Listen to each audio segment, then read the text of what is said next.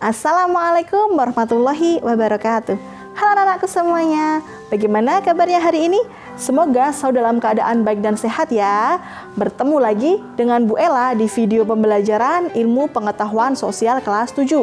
Dalam video pembelajaran kali ini, Bu Ella membahas di bab 2, yakni tentang interaksi sosial dan lembaga sosial dengan subbab materi lembaga sosial.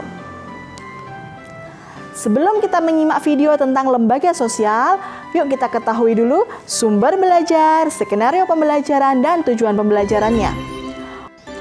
Untuk sumber belajar yang Ibu pakai, ada buku IPS BSE kelas 7, buku bahan ajar MGMP IPS kelas 7, dan buku PR IPS Intan Pariwara kelas 7. Untuk skenario pembelajarannya, pertama-tama teman-teman menyimak video ini, lalu komen di bawah ini dengan nama, kelas, nomor absen, dan tulis hadir. Setelah itu, teman-teman menyimak video pembelajarannya, lalu setelah selesai, teman-teman menuju Edmodo untuk mendiskusikan materi ini dan memberikan kesimpulan. Lalu teman-teman mengerjakan kuis yang ada. Dan untuk tujuan pembelajarannya, teman-teman bisa melihat di sini ya.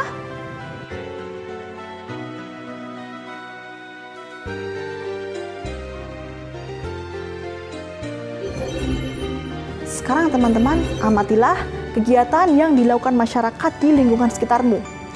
Kamu akan menemukan beberapa orang yang sibuk belajar di sekolah, bekerja di sawah, berdagang, atau bekerja di laut. Pada dasarnya, kesibukan masyarakat tersebut bertujuan untuk memenuhi kebutuhannya. Dalam kehidupan sehari-hari manusia, mempunyai kebutuhan yang sangat beragam. Akan tetapi, manusia tidak mampu memenuhi kebutuhan hidup itu sendiri. Manusia membutuhkan bantuan orang lain untuk memenuhi kebutuhan hidupnya. Dalam upaya pemenuhan kebutuhan, manusia membutuhkan aturan dan norma untuk mengatur pola perilaku masyarakat. Seperangkat aturan inilah yang akhirnya nanti akan membentuk lembaga sosial. Pengertian lembaga sosial. Apa yang ada di benak kalian tentang lembaga sosial? Biasanya ketika kalian mendengar kata lembaga, pikiran kalian akan menuju kepada organisasi atau suatu institusi. Ya memang, lembaga sosial itu nanti berhubungan dengan lembaga ataupun institusi. Tapi yuk kita pahami istilah lembaga sosial dengan benar.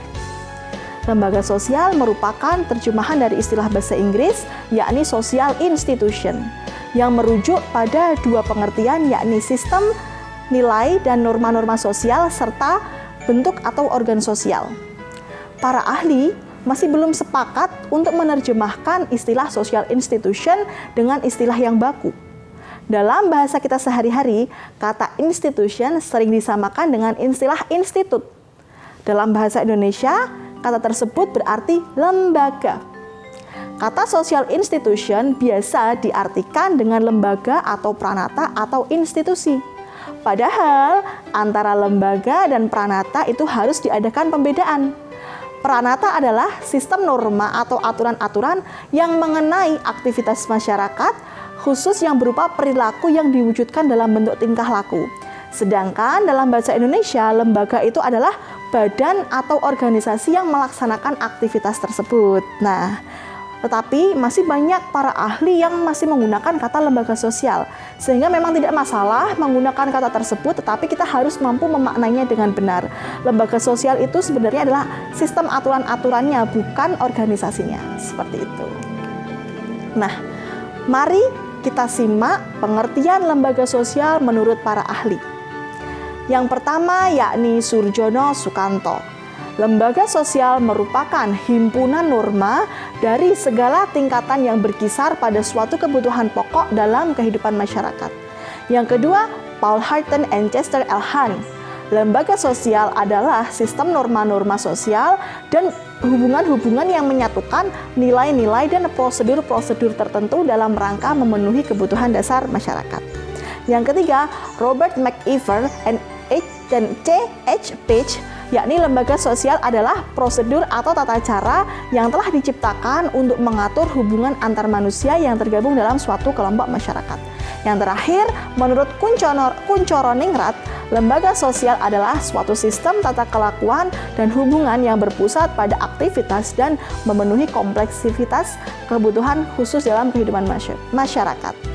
Dari berbagai definisi tersebut dapat disimpulkan bahwa lembaga sosial itu berkaitan erat dengan hal-hal berikut. Yang pertama, seperangkat norma yang saling berkaitan, bergantung dan mempengaruhi. Yang kedua, seperangkat norma yang dapat dibentuk, diubah, dipertahankan sesuai dengan kebutuhan hidup. Dan yang ketiga, seperangkat norma yang mengatur hubungan antar warga masyarakat agar dapat berjalan dengan tertib dan lancar.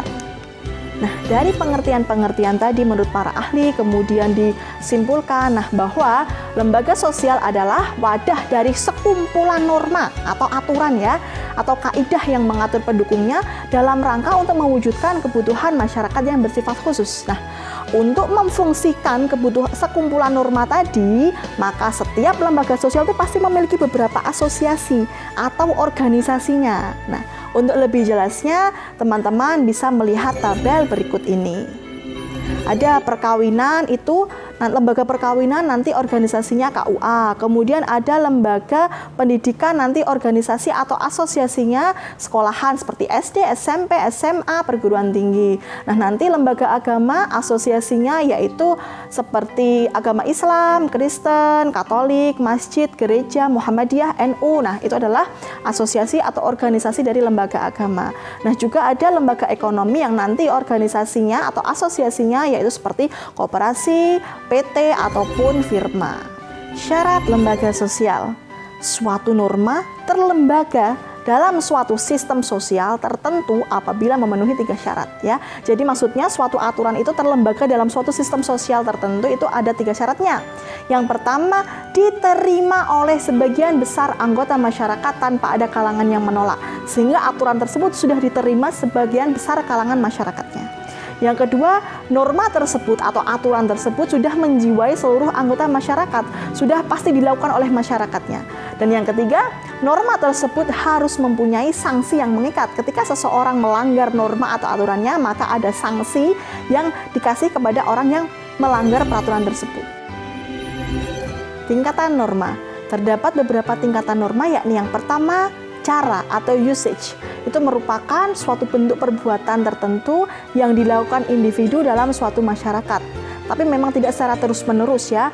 Norma ini memiliki kekuatan yang lemah, yang paling lemah ya, dibandingkan dengan norma yang lain. Nah, sanksi yang biasanya diberikan ketika orang melanggar tingkatan ini, ya ini celaan. Misalnya seperti ini, kamu membuang sampah sembarangan, makan dan minum sambil berdiri, bersendawa dengan keras. Nah, itu kan berupa bentuk dari norma cara atau usage. Nah, biasanya ketika kamu melaksanakan tadi bersendawa dengan keras misalnya, kalian akan disangsi berupa celaan. Yang kedua yakni kebiasaan atau folkways. Kebiasaan ini adalah terbentuk dari perilaku masyarakat yang dilakukan secara berulang-ulang. Nah, tadi kan hanya dilakukan dalam suatu masyarakat tidak secara terus-menerus kalau cara. Kalau kebiasaan itu dilakukan secara berulang-ulang. Nah, dan dengan cara yang sama. Perilaku tersebut dilakukan secara sadar karena memiliki tujuan yang jelas dan baik bagi masyarakat. Oleh karena dianggap baik, perilaku tersebut diterima masyarakat sebagai norma. Sebagai contohnya, berjabat tangan ketika bertemu orang lain, memberikan salam ketika bertemu dengan orang yang dikenal, dan mendahulukan orang tua atau ibu hamil saat menggunakan fasilitas umum. Kemudian ada tata kelakuan atau mores. Tata kelakuan ini merupakan sekumpulan perbuatan yang mencerminkan sikap-sikap hidup dari sekelompok manusia untuk mengawasi tindakan penyimpangan anggotanya. Tata kelakuan dianggap sebagai cara berperilaku yang baku sehingga orang yang melanggar norma ini akan dikenai sanksi berupa hukuman fisik ataupun denda maupun pengucilan. Misalnya, ketika tidak mengenakan seragam ketika sekolah sesuai peraturan yang berlaku atau membantah perintah orang tua. Nah, nanti kan akan mendapatkan sanksi berupa hukuman ataupun pengucilan. Nah, seperti itu. Kemudian ada adat istiadat atau custom. Merupakan tata kelakuan yang terintegrasi secara kuat dengan pola-pola perilaku masyarakat. Norma adat bersifat teritorial ya, sesuai sedaerahnya. Artinya hanya masyarakat daerah tertentu yang menganut sistem adat tersebut yang mengikuti norma adatnya. Anggota masyarakat yang melanggar adat istiadat akan dikenai sanksi dengan tegas. Misalnya pengucilan atau hukum adat. Sebagai contoh ya, peraturan adat itu mengenai pelaksanaan ritual adat ataupun pernikahan adat, pembagian waris atau upacara kematian. Nah, itu ketika melanggar akan mendapatkan hukuman adat atau pengucilan dari warga setempat. Nah, yang terakhir, yang paling tinggi tingkatannya yaitu hukum atau laws. Merupakan sekumpulan aturan resmi dan tertulis dalam masyarakat. Hukum itu berisi ketentuan, perintah, dan larangan yang dibentuk untuk menciptakan suatu keadilan. Pelanggaran terhadap hukum dapat dikenai sanksi tegas berupa kurungan penjara atau denda sesuai dengan ketentuan pengadilan. Aturan-aturan hukum biasanya berbentuk buku tertulis atau kodifikasi, misalnya UUD, kemudian ketetapan MPR, undang-undang, PP, peraturan pemerintah, peraturan presiden, perda provinsi, dan perda kabupaten. Fungsi dan jenis lembaga sosial. Kita akan membahas fungsinya dulu ya. Fungsi lembaga sosial itu menurut Surjono Sukanto yang pertama, memberikan pedoman pada anggota masyarakat dalam berperilaku atau memenuhi kebutuhan hidupnya. Yang kedua, menjaga keutuhan masyarakat agar tetap bersatu ataupun stabil. Yang ketiga, memberi pegangan kepada masyarakat untuk mengadakan sistem pengendalian sosial. Tapi secara umum, fungsi lembaga sosial itu dibedakan menjadi dua. Ada fungsi manifest atau fungsi yang nyata, dan yang kedua fungsi laten atau tersembunyi. Fungsi manifest yaitu yang fungsi lembaga sosial yang disadari dan menjadi harapan orang banyak. Kalau fungsi laten atau tersembunyi itu fungsi yang tidak disadari dan bukan menjadi tujuan utama, sehingga fungsi itu biasanya tuh, apalagi namanya kan laten tersembunyi ya, berarti fungsinya itu tidak nampak dan tidak diharapkan. Nah, sekarang kita akan membahas tentang jenis lembaga sosial. Ada banyak sekali jenis-jenis lembaga sosial. Yang pertama yakni lembaga keluarga.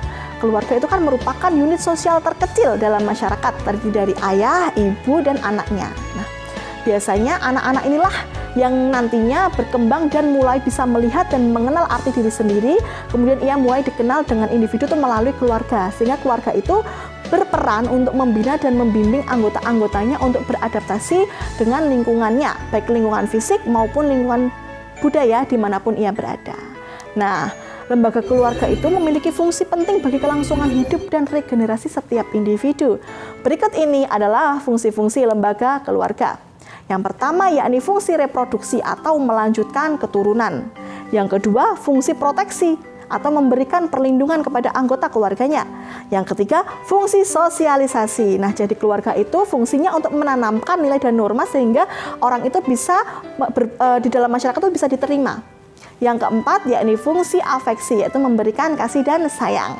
Kemudian yang kelima, fungsi ekonomi, yakni mencukupi kebutuhan ekonomi pada anggota-anggota keluarganya. Yang keenam, fungsi pengawasan sosial, yakni mengawasi atau melakukan kontrol sosial. Yang ketujuh yaitu fungsi pemberian status, seperti ketika dalam keluarga akan mendapatkan status sebagai ayah atau kepala keluarga, sebagai ibu, sebagai anak. Nah, itu adalah fungsi-fungsi dari lembaga keluarga. Jenis lembaga yang kedua yakni lembaga agama. Lembaga agama itu adalah sistem keyakinan dan praktek keagamaan dalam masyarakat yang telah dirumuskan dan dibakukan. Agama dapat menjadi pelopor dalam menciptakan tata tertib pada masyarakat. Agama merupakan suatu lembaga atau institusi penting yang mengatur kehidupan rohani manusia. Kita sebagai umat beragama semaksimal mungkin berusaha untuk terus meningkatkan keimanan kita melalui rutinitas beribadah untuk mencapai rohani yang sempurna kesuciannya. Berikut ini adalah fungsi-fungsi lembaga sosial. Yang pertama, sebagai pedoman hidup bagi manusia. Yang kedua, sebagai sumber kebenaran. Dalam diri penganut atau umat agama ada keinginan untuk mencapai keselamatan dan kebahagiaan hidup, bagi dunia maupun di akhirat. Untuk itu, agama mengajarkan untuk memberikan jaminan dengan cara yang khas untuk mencapai kebahagiaan dan mengatasi kekurangmampuan manusia. Yang ketiga, pengatur tata cara hubungan manusia dan manusia dengan Tuhannya. Seperti kalau dalam Islam ada hablum minallah dan hablum minannas. Kemudian yang keempat, tuntunan prinsip benar dan salah untuk menghindari perilaku yang menyimpang seperti membunuh, mencuri, berjudi dan sebagainya. Karena pasti dalam setiap agama dilarang untuk melakukan hal-hal maksiat seperti membunuh, mencuri, berjudi dan hal-hal yang buruk lainnya. Kemudian yang kelima, pedoman pengungkapan perasaan kebersamaan di dalam agama, diwajibkan berbuat baik terhadap sesama. Kemudian yang ketujuh, yakni pedoman keyakinan manusia berbuat baik selalu disertai dengan keyakinan bahwa perbuatannya itu merupakan kewajiban dari Tuhan. dan yakin bahwa perbuatan yang baik akan mendapatkan pahala walaupun perbuatannya sekecil apapun. Kemudian pedoman keberadaan yang pada hakikatnya makhluk hidup di dunia adalah ciptaan Tuhan semata. Dan yang terakhir, pedoman untuk rekreasi dan hiburan. Dalam mencapai kepuasan batin melalui rekreasi dan hiburan tidak melanggar kaidah-kaidah agama. Yang ketiga yakni lembaga ekonomi. Lembaga ekonomi merupakan bagian dari lembaga sosial yang mengatur tata cara hubungan antar manusia dalam pemenuhan kebutuhan hidup sehari-hari. Lembaga ekonomi lahir sebagai suatu usaha manusia yang menyesuaikan diri dengan alam untuk memenuhi kebutuhan hidup mereka yang berkaitan dengan pengaturan dalam bidang-bidang ekonomi dalam rangka mencapai kehidupan yang sejahtera. Nah, fungsi lembaga ekonomi antara lain sebagai berikut. Yang pertama, memberikan pedoman untuk mendapatkan bahan pangan. Yang kedua, memberi pedoman untuk melakukan pertukaran barang atau barter. Yang ketiga, memberi pedoman tentang harga jual beli barang. Yang keempat, memberikan pedoman untuk menggunakan tenaga kerja. Yang kelima, memberikan pedoman tentang cara pengupahan. Yang keenam, memberikan pedoman tentang cara pemutusan hubungan kerja. Dan yang ketujuh, memberikan identitas bagi masyarakat. Nah, yang keempat, lembaga pendidikan. Nah, seperti kita ini lagi di organisasi atau institusi dari lembaga pendidikan ya. Lembaga pendidikan itu merupakan lembaga yang sangat penting dalam kehidupan manusia. Karena pendidikan ialah proses membimbing manusia dari kegelapan kebodohan ke kecerahan pengetahuan, dari tidak tahu menjadi tahu. Nah, ada fungsi-fungsi dari lembaga pendidikan. Fungsi yang pertama yakni fungsi yang nyata, yang manifest tadi. Yang pertama, mempersiapkan anggota masyarakat untuk mencari nafkah. Nah, dengan sekolah kan kalian nanti mempunyai ijazah. Nah, ijazah kalian bisa digunakan untuk bekerja. Yang kedua, mengembangkan bakat perseorangan demi kepuasan pribadi dan bagi kepentingan masyarakat. Yang ketiga, melestarikan kebudayaan. Yang keempat, menanamkan keterampilan yang perlu bagi partisipasi dalam demokrasi. Nah, ada fungsi latennya atau tersembunyinya, yakni yang pertama, mengurangi pengendalian orang tua. Nah, ketika kalian sekolah, ketika kalian melalui pendidikan, nah, orang tua itu kan melimpahkan tugas dan wewenangnya sebagai pelindung, sebagai pengendali sosial anak-anaknya, dan dilimpahkan ke guru-gurunya atau dilimpahkan kepada sekolah. Nah, sehingga mengurangi pengendalian orang tua. Yang kedua, menyediakan sarana untuk pembangkangan. Sekolah itu kan memiliki potensi untuk menanamkan nilai dan pembangkangan di masyarakat. Hal ini tercermin dengan adanya perbedaan pandangan antara sekolah dan masyarakat tentang sesuatu. Misalnya pendidikan seks atau sikap terbuka terhadap toleransi atau perbedaan atau keberagaman. Yang ketiga, mempertahankan sistem kelas sosial. Pendidikan itu kan diharapkan dapat mensosialisasikan kepada para anak didiknya untuk menerima perbedaan prestis, privilege, dan status yang ada dalam masyarakat. Sekolah itu juga diharapkan menjadi saluran mobilitas siswa dari status sosial yang lebih bisa meningkat ke yang lebih tinggi atau paling tidak sesuai dengan status orang tuanya. Itu kan berarti mempertahankan sistem kelas sosial agar bisa kalian lebih naik lagi atau kalian tuh paling tidak sesuai dengan status orang tua kalian. Nah, yang keempat, memperpanjang masa remaja. Dengan sekolah, kalian dapat memperlambat masa dewasa kalian karena kalian masih tergantung ekonominya pada orang tua. Nah, yang kelima, lembaga politik. Politik itu adalah proses pembentukan dan pembagian kekuasaan dalam masyarakat yang antara lain berwujud proses pembuatan keputusan. Lembaga politik itu merupakan suatu lembaga yang mengatur pelaksanaan dan wewenang yang menyangkut kepentingan masyarakat agar tercapai suatu keteraturan dan tata tertib kehidupan bermasyarakat. Lembaga politik merupakan keseluruhan tata nilai dan norma yang berkaitan dengan kekuasaan. Nah, lembaga politik ini merupakan suatu badan yang mengkhususkan diri pada pelaksanaan kekuasaan dan wewenang. Lembaga-lembaga politik yang berkembang di Indonesia itu seperti MPR, Majelis Permusyawaratan Rakyat, Presiden dan Wakil Presiden, DPR, DPD. Nah, itu adalah lembaga politik atau organisasi-organisasi dari lembaga politik yang ada di Indonesia. Fungsi lembaga politik adalah yang pertama, memelihara ketertiban di dalam negeri, yang kedua, mengusahakan kesejahteraan umum untuk masyarakat yang ada di dalam negara tersebut atau daerahnya. Nah, tadi adalah berbagai materi tentang lembaga sosial. Bagaimana? Sudah paham belum? Maka sekarang tugas kalian adalah membuat kesimpulan atas materi ini di kolom yang sudah Ibu sediakan di Edmodo dan kita berdiskusi tentang materi ini. Apakah teman-teman ada pertanyaan? Jika teman-teman ada pertanyaan yang ada belum diketahui juga bisa ditanyakan melalui Edmodo. Terima kasih atas perhatian teman-teman, tetap semangat dan jangan lupa belajar. Kita bertemu lagi di semester depan dengan pembelajaran IPS yang asik dan menyenangkan. Wassalamualaikum warahmatullahi wabarakatuh.